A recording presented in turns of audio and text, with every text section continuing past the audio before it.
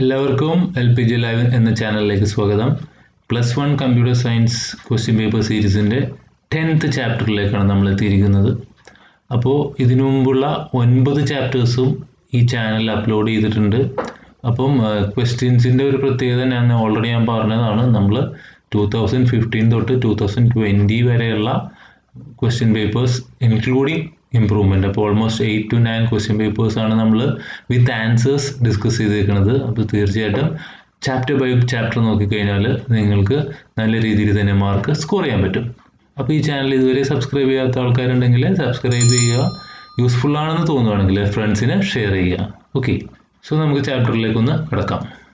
First question, to append one string to another dash function is used. March 2020 1 mark question ആണ്. അപ്പോൾ അതിനുവേണ്ടി നമ്മൾ use ചെയ്യുന്ന function is strcat അഥവാ string concatenation. ഒരു സ്ട്രിങ്ങിനെ മറ്റൊരു സ്ട്രിങ്ങിലേക്ക് കൂട്ടിച്ചേർക്കാൻ വേണ്ടിയാണ് നമ്മൾ ഈ ഒരു ഫംഗ്ഷൻ യൂസ് ചെയ്യുന്നത്. Next one, list any 4 C++ mathematical functions. 2020 2 mark question ആണ്. നമുക്ക് മാത്തമാറ്റിക്കൽ ഫംഗ്ഷൻസ് ഒന്ന് ലിസ്റ്റ് ചെയ്യാം.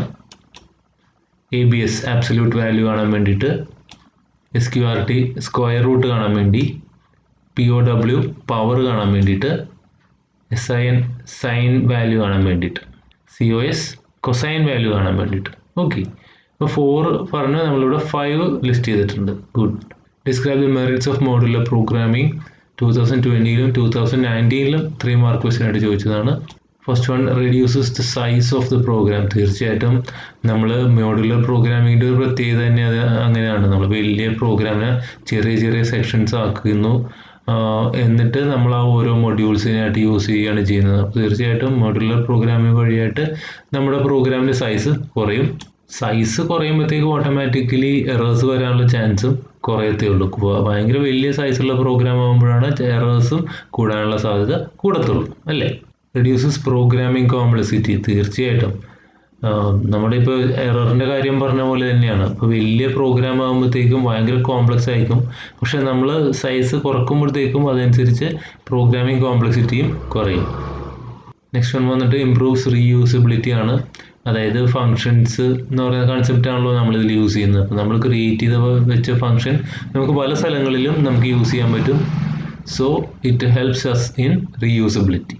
Okay, to find the number of characters in a string. സ്ട്രിങ്ങിലെ നമ്പർ ഓഫ് ക്യാരക്ടേഴ്സ് കണ്ടുപിടിക്കാൻ വേണ്ടി നമ്മൾ യൂസ് ചെയ്യുന്നത് strlen എന്ന് പറയുന്ന ഫംഗ്ഷനാണ്. That is string length. What do you mean by argument of a function? Explain formal arguments. 2019 2 mark question ആണ്. അപ്പോൾ ആർഗ്യുമെന്റ് അല്ലെങ്കിൽ പാരാമീറ്റർ എന്നാണ് നമ്മൾ പറയുക. നമ്മൾ ഫംഗ്ഷനെ കോൾ ചെയ്യുമ്പോഴത്തേക്കും ഫംഗ്ഷൻ്റെ അകത്തുണ്ടാവുന്ന ബ്രാക്കറ്റ്സിൻ്റെ അകത്തുണ്ടാവുന്ന സംഭവങ്ങളാണ് ആർഗ്യുമെൻറ്റ്സ് അല്ലെങ്കിൽ പാരാമീറ്റേഴ്സ്. അതുപോലെ ഫംഗ്ഷൻ ഡെഫിനിഷൻ്റെ അകത്തും ആർഗ്യുമെൻറ്റ്സ് അല്ലെങ്കിൽ ഈ പറഞ്ഞ പാരാമീറ്റേഴ്സ് ഉണ്ടാവാറുണ്ട്. രണ്ടാമത്തെ സെക്ഷൻ എക്സ്പ്ലെയിൻ ഫോർമൽ ആർഗ്യുമെൻറ്റ്സ് എന്നാണ്. ഫംഗ്ഷൻ കോൾ ഉണ്ട്, ഫംഗ്ഷൻ ഡെഫിനിഷൻ ഉണ്ട്, ഫംഗ്ഷൻ ഡിക്ലറേഷൻ ഉണ്ട്. അപ്പോൾ ഇതിൽ ഫംഗ്ഷൻ ഡെഫിനിഷൻ്റെ അകത്തുള്ള ആർഗ്യുമെൻറ്റ്സിനെയാണ് നമ്മൾ ഫോർമൽ ആർഗ്യുമെൻറ്റ്സ് എന്ന് പറയുക. Write the syntax and use of the following function in C++. First one is strcpy ആണ്. strcpy എന്ന് പറയുമ്പോഴത്തേക്കും സ്ട്രിങ് കോപ്പി ആണ്. നമുക്ക് അതിൻ്റെ സിൻടാക്സ് നോക്കാം. strcpy of string 1, string 2. ഈ ഒരു ഫംഗ്ഷൻ്റെ പ്രത്യേകത എന്ന് പറഞ്ഞാൽ string 2 വാല്യൂ നമ്മൾ string 1ലേക്ക് കോപ്പി ചെയ്യുന്നു. ഓക്കെ, രണ്ടാമത് വന്നിട്ട് പവർ ആണ്. POW ഓഫ് int എന്നുള്ളതാണ് ഇതിൻ്റെ സിൻടാക്സ്. അപ്പം 2 ആർഗ്യുമെൻ്റ് ഉണ്ട്, എക്സും വൈയും. അപ്പം അത് ഇൻറ്റ് ഫ്ലോട്ട് അല്ലെങ്കിൽ ഡബിൾ ആവാം. നമുക്ക് അവസാനം എക്സ് വൈ എന്നുള്ള രീതിയിലായിരിക്കും നമ്മൾ കൊടുക്കുക. അപ്പോൾ നമുക്ക് അവസാനം കിട്ടുന്ന ആൻസർ എന്ന് പറഞ്ഞു കഴിഞ്ഞാൽ x⁻y ആയിരിക്കും. മൂന്നാമത്തെ ഇസ് ലോവർ ആണ്. ഇതിൻ്റെ syntax int is lower of char c. അപ്പോൾ ഈ ഫംഗ്ഷൻ ചെയ്യണത് എന്താണെന്ന് വെച്ച് കഴിഞ്ഞാൽ char c എന്ന് പറയുന്ന ആർഗ്യുമെൻറ്റിൻ്റെ അവിടെ നമ്മൾ കൊടുക്കുന്ന ക്യാരക്ടർ ലോവർ കേസ് ആണോ ഇല്ലയോ എന്നുള്ളത് ചെക്ക് ചെയ്യാൻ വേണ്ടിയിട്ടാണ് ഈ ഫംഗ്ഷൻ ഉപയോഗിക്കുന്നത്. Explain the difference between call by value and call by reference with suitable examples. ഇവിടെ 2018 2017 3 മാർക്ക് ക്വസ്റ്റ്യൻ ആയിട്ട് കാണിച്ചിട്ടുണ്ട്. ഈ ക്വസ്റ്റ്യൻ തന്നെ വേറെ രീതിയിൽ ചോദിച്ചിട്ടുണ്ട് എന്ന് പറഞ്ഞു കഴിഞ്ഞാൽ ഇത് മോർ ദാൻ 3 times ചോദിച്ചിട്ടുള്ള ക്വസ്റ്റ്യൻ ആണ്. വെരി ഇമ്പോർട്ടൻ്റ് ആയിട്ടുള്ള ക്വസ്റ്റ്യൻ ആണിത്. ഇപ്പോൾ ഫംഗ്ഷനെ കോൾ ചെയ്യാനായിട്ട് നമുക്ക് 2 മെത്തേഡ് ഉണ്ട്. അതിൽ ആദ്യത്തെയാണ് കോൾ ബൈ വാല്യൂ. അപ്പം കോൾ ബൈ വാല്യൂ ആണെങ്കിൽ ആക്ച്വൽ ആർഗ്യുമെൻറ്റ്സ് ഫോർമൽ ആർഗ്യുമെൻറ്റ്സിലേക്ക് ഒരു കോപ്പിയാണ് പാസ് ചെയ്യുന്നത്. അപ്പോൾ അതുകൊണ്ട് തന്നെ ഫോർമൽ ആർഗ്യുമെൻറ്റ്സിൽ എന്തെങ്കിലും ചേഞ്ച് വന്നു കഴിഞ്ഞാലും ആക്ച്വൽ ആർഗ്യുമെൻറ്റ്സിൽ ഒരു ചേഞ്ചും വരത്തില്ല.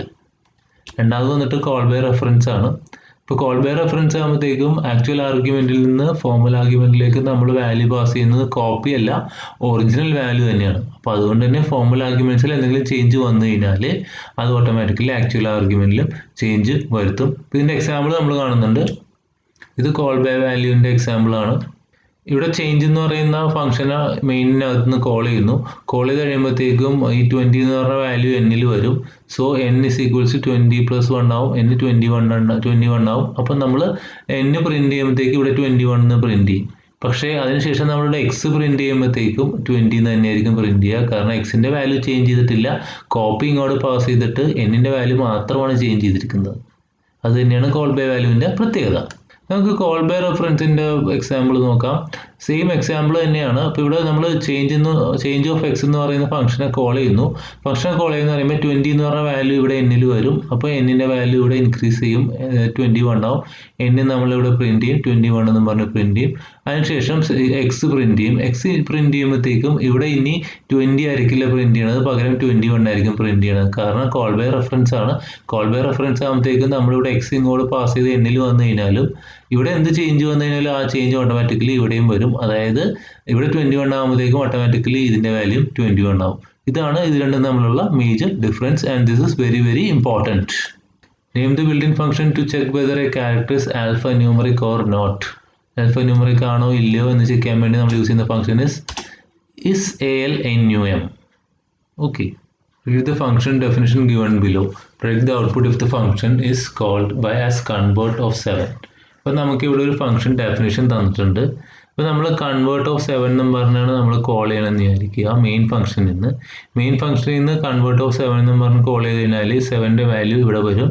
7ൻ്റെ വാല്യൂ ഇവിടെ വന്നു കഴിഞ്ഞാൽ ആദ്യം ചെക്ക് ചെയ്യണത് ഇഫ് 7 greater than 1 ആണെന്നാണ് ചെക്ക് ചെയ്യണത്. 7 greater than 1 ആണെങ്കിൽ നേരെ ഇങ്ങോട്ട് പോകും. അപ്പോൾ ഇവിടെ ഈ കൺവേർട്ട് എന്ന് പറയുന്ന ഫംഗ്ഷൻ ഡെഫിനിഷൻ്റെ അകത്ത് കൺവേർട്ട് എന്ന് പറഞ്ഞ ഫംഗ്ഷനെ വീണ്ടും കോൾ ചെയ്യുന്നത്, ഒരു ഫംഗ്ഷൻ്റെ അകത്തിരുന്ന് ആ ഫംഗ്ഷനെ വീണ്ടും കോൾ ചെയ്യുന്നതിന് നമ്മൾ റിക്കേർഷൻ എന്ന് പറയുക. അപ്പോൾ ഇവിടെ 7 greater than 1 ആയതുകൊണ്ടിട്ട് ഇവിടെ നേരെ ഇങ്ങോട്ട് വന്നു കൺവേർട്ട് ഓഫ് 7/2 ആയി. അപ്പം 7/2 എന്ന് പറഞ്ഞാൽ ഇൻറ്റിജർ ആയതുകൊണ്ട് 3.5 ആണെങ്കിലും കൺവേർട്ട് ഓഫ് 3 എന്നും പറഞ്ഞായിരിക്കും ഇനി കോൾ ചെയ്യാൻ പോവുക. അപ്പോൾ അത് കോൾ ചെയ്യുന്നു. അതിനുശേഷം നേരെ ഇങ്ങോട്ട് വരുന്നു. ഇങ്ങോട്ട് വന്നു കഴിയുമ്പോഴത്തേക്ക് 7 മോഡുലസ് 2 എന്നുള്ളതാണ് പ്രിന്റ് ചെയ്യുന്നത്. 7 മോഡുലസ് 2 എന്ന് പറഞ്ഞു കഴിഞ്ഞാൽ 7 2 വെച്ച് ഡിവൈഡ് ചെയ്ത് കഴിയുമ്പോൾ ബാലൻസ് ഉള്ള റിമൈൻഡർ നമുക്കറിയാം. 7 2 വെച്ച് ഡിവൈഡ് ചെയ്യുമ്പോൾ 3 ടൈംസ് പോയി കഴിഞ്ഞാൽ ബാലൻസ് 1 ആണ് റിമൈൻഡർ. അപ്പോൾ ആദ്യത്തെ പ്രാവശ്യം 1 എന്ന് പറഞ്ഞ് പ്രിന്റ് ചെയ്യും. ഓക്കെ, അതിന് അപ്പോഴത്തേക്കും ഇവിടെ കൺവേർട്ട് ഓഫ് 3 എന്ന് പറഞ്ഞ് കോൾ ചെയ്തിട്ടുണ്ടാവും. നേരെ 3 ഇവിടെ വരും.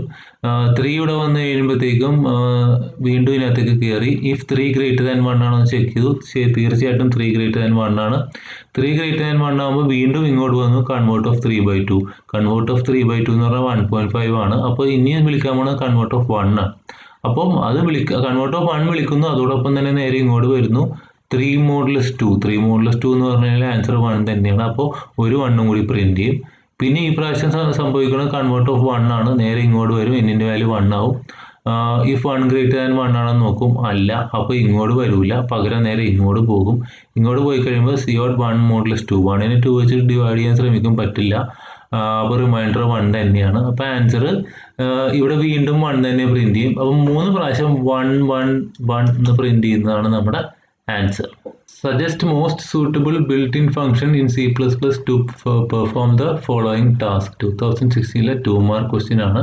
അപ്പോൾ നമുക്ക് ഈ തന്നേക്കണ ഓരോന്നിൻ്റെ ആൻസർ നമുക്ക് കാണണം. ആദ്യം to find the answer for 5^3.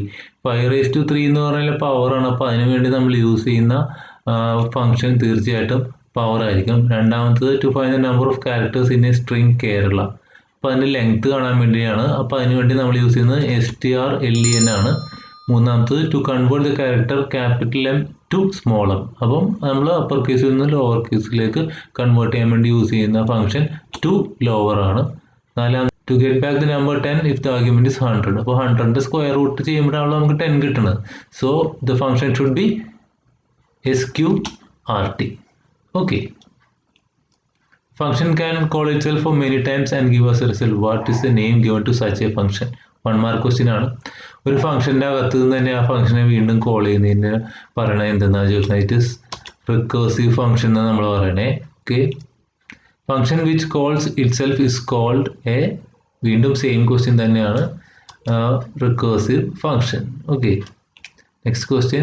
Construct the function prototype for the following function.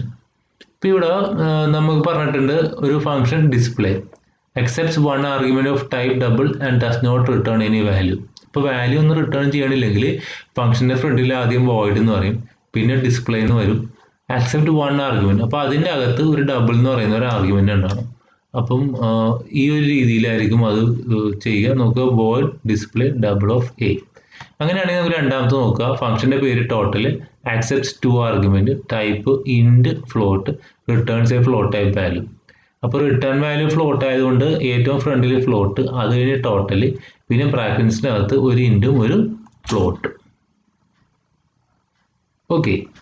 Name the different methods used for passing arguments to a function. Write the difference between them with examples. അപ്പോൾ actually നമ്മളിത് already discuss ചെയ്തതാണ്. Same type of question 17-ലോ 18-ലോ ചോദിച്ചതാണ്. ഒന്ന് call by value ആണ്. Call by value ഞാൻ പറഞ്ഞു already, നമ്മൾ ഫംഗ്ഷനെ കോൾ ചെയ്യുമ്പോഴത്തേക്കും ആക്ച്വൽ ആർഗ്യുമെൻറ്റിൽ നിന്ന് ഫോർമൽ ആർഗ്യുമെൻറ്റിലേക്ക് ഒരു കോപ്പിയാണ് പാസ് ചെയ്യുക. അതുകൊണ്ട് തന്നെ ഫോർമൽ ആർഗ്യുമെൻറ്റിൽ എന്ത് ചേഞ്ച് വന്നു കഴിഞ്ഞാലും ആക്ച്വൽ ആർഗ്യുമെൻറ്റിൽ ഒരു ചേഞ്ചും വരില്ല. രണ്ടാമത് വന്നിട്ട് കോൾ ബൈ റെഫറൻസ് ആണ്. ഇവിടെ ഫംഗ്ഷൻ കോൾ ചെയ്യുമ്പോഴത്തേക്കും ആക്ച്വൽ ആർഗ്യുമെന്റ്സിൽ നിന്ന് ഫോർമൽ ആർഗ്യുമെന്റ്സിലേക്ക് ഒരു കോപ്പി അല്ല പാസ് ചെയ്യുന്നത്, പകരം ആ സെയിം തിങ് തന്നെയാണ് പാസ് ചെയ്യുന്നത് റെഫറൻസ് ആയിട്ട്. അതുകൊണ്ട് തന്നെ ഫംഗ്ഷൻ ഡെഫിനേഷനിൽ എന്തെങ്കിലും ചേഞ്ച് വന്നു കഴിഞ്ഞാൽ ഓട്ടോമാറ്റിക്കലി അതിൻ്റെ ചേഞ്ച് മെയിൻ ഫംഗ്ഷനിൽ വരും. അപ്പോൾ ഇതിൻ്റെ എക്സാമ്പിൾ ഞാൻ ഓൾറെഡി ഒരു പ്രോഗ്രാം ഇട്ട് കാണിച്ചിട്ടുണ്ട്. So please refer that. അപ്പോൾ 10th ചാപ്റ്ററിൻ്റെ ക്വസ്റ്റ്യൻ പേപ്പേഴ്സ് ഇവിടെ തീരുവാണ്. അപ്പോൾ ഇതിൽ ശ്രദ്ധിക്കേണ്ട, ഈ ഒരു ചാപ്റ്ററിൽ ശ്രദ്ധിക്കേണ്ടത് ഫങ്ഷൻസ് രണ്ടായിട്ട് ഡിവൈഡ് ചെയ്യുന്ന built in function, user define ഫംഗ്ഷൻസും. അതിൽ ബിൽറ്റ് ഇൻ ഫംഗ്ഷൻസിലെ ഏതെങ്കിലും ഒരു 2 or 3 ചോദിക്കും. അതുപോലെ യൂസർ ഡിഫൈൻ ഫംഗ്ഷൻസിലെ call by value, call by reference, ഇങ്ങനെയുള്ള കാര്യങ്ങൾ എപ്പോഴും ചോദിക്കാറുണ്ട്. അങ്ങനെയുള്ള സംഭവങ്ങൾ പ്രത്യേകം ശ്രദ്ധിക്കുക. അപ്പോൾ കമ്പ്യൂട്ടർ സയൻസിലെ 11th ചാപ്റ്ററായിട്ട് ഉടൻ തന്നെ ഞാൻ വരുന്നതായിരിക്കും. So wait for that. Thank U.